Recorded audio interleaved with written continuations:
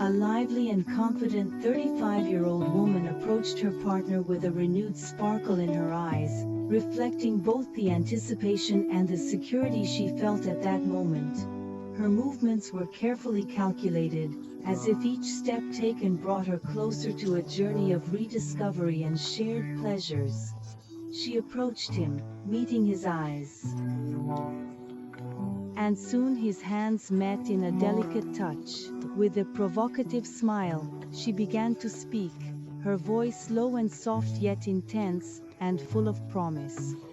"Today," she began, a flash of defiance in her eyes, "I want to show you how to make my body vibrate."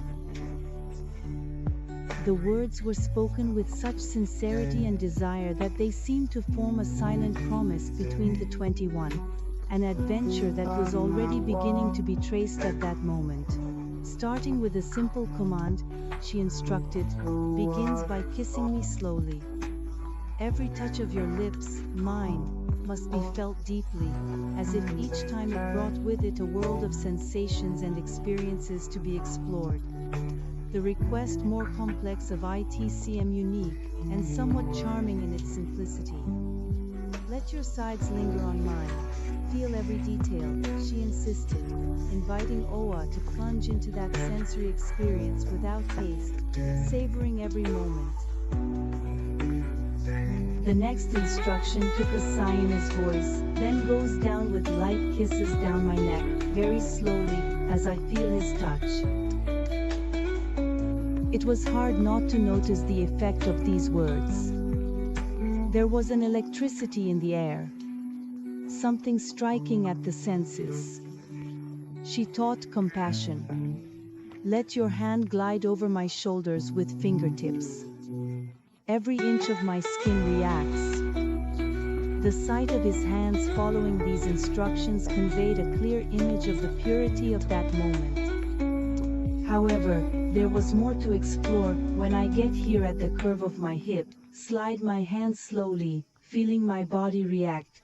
Every touch awakens something in me."